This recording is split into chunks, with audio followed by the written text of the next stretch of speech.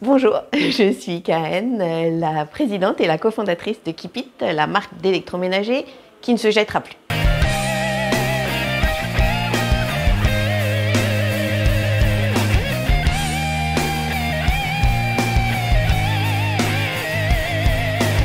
J'avais envie de mettre du sens dans mes activités professionnelles.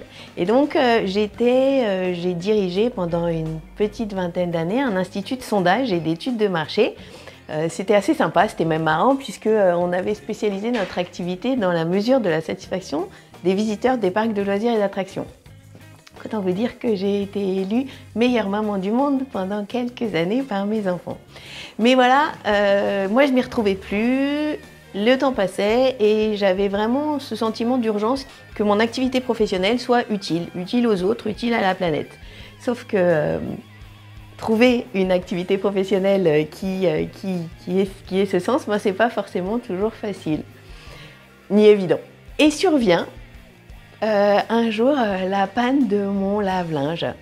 Alors c'est ballot parce que mauvais timing, cette panne, elle se passe juste à la fin de la période de garantie. Donc je fais venir un réparateur, il vient, il démonte l'appareil. Et puis son verdict est sans appel, il me dit, bah non, il va falloir changer plutôt que réparer.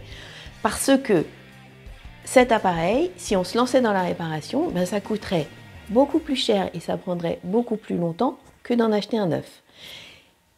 Et à partir de là, donc moi la consommatrice, mère de 3 enfants, ben, j'ai été coincée, j'ai racheté un appareil. La citoyenne qui voulait mettre, qui était pas en phase avec ce qui se passait, a été bien en colère. Et l'entrepreneur qui justement cherchait à mettre du sens dans ses activités professionnelles s'est dit que peut-être qu'elle était là l'idée, qu'il fallait aller voir plus loin. Et donc avec mon associé, on a travaillé, on a essayé de comprendre. La première chose, c'était pourquoi il y a 40 ans, on achetait de l'électroménager qui était fait pour durer et que depuis, on faisait plus que d'en changer.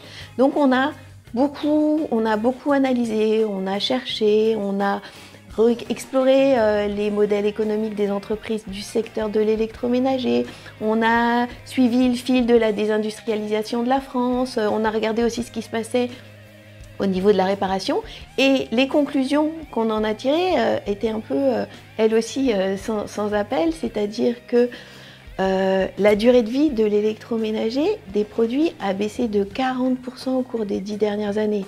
40%, c'est juste dingue. Les appareils, plus de la moitié des appareils, 56%, pour être précis, 56% des appareils en panne ne sont pas réparés. Et puis, ils viennent pour l'essentiel de l'autre bout de la planète. Ils ont traversé la moitié de la Terre pour arriver jusqu'à nos foyers. Tout ça a fait qu'on s'est dit, c'est plus possible. Il faut essayer de faire autrement. Et donc, on a travaillé et on a décidé de créer Keep It, donc la marque qui va proposer de l'électroménager qu'on ne jettera plus, qui ne se changera plus. Notre premier produit, le premier produit de Keep It, on a choisi pour le lancement, parce que c'était un grand pari industriel, de commencer par du petit électroménager, avec un objectif qui est très clair, c'est vraiment de développer une gamme complète d'électroménagers. Mais on a choisi d'abord de commencer par du petit électroménager.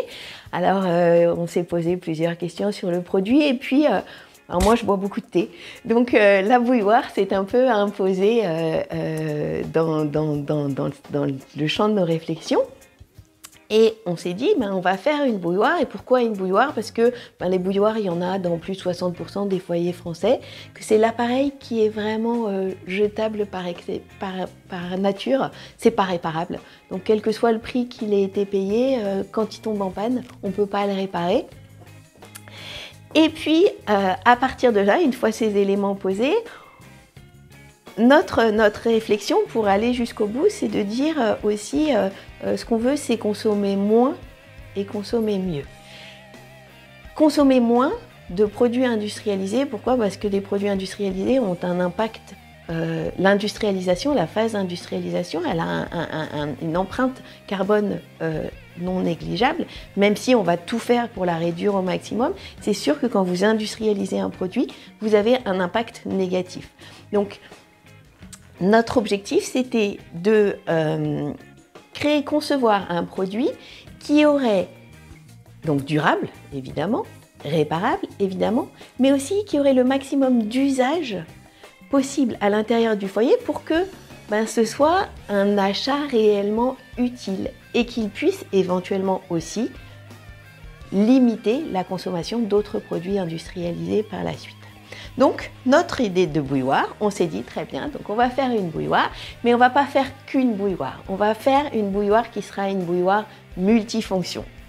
Et c'est là qu'est née la bouilloire multifonction Jarenne, qui, grâce à des accessoires, va permettre, en plus de faire chauffer de l'eau, de faire infuser son thé ou tisane, la bonne température, la bonne durée d'infusion, mais aussi de faire cuire des pâtes, du riz, des œufs, de faire chauffer ses légumes à la vapeur, de faire réchauffer ses plats au bain-marie, de faire chauffer, faire fondre son chocolat ou encore de servir de chauffe-biberon.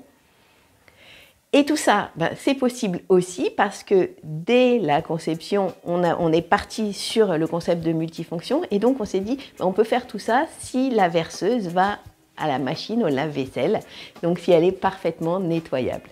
Et c'est une des spécificités de la verseuse de la Jarenne. Donc la conception de la Jarenne, dès la conception, l'idée c'est qu'elle soit parfaitement et facilement réparable. Donc qui dit facilement réparable dit facilement montable et démontable. Là, on voit Nicolas qui est en train de monter une base de Jarenne, donc très facile, une série d'opérations très simples, des vis standards, 3 vis, il faut 6 vis au total pour monter ou démonter la base et donner accès ainsi à toutes les informations de la carte électronique qui iront vers la verseuse et l'eau et qui permettront de faire chauffer l'eau.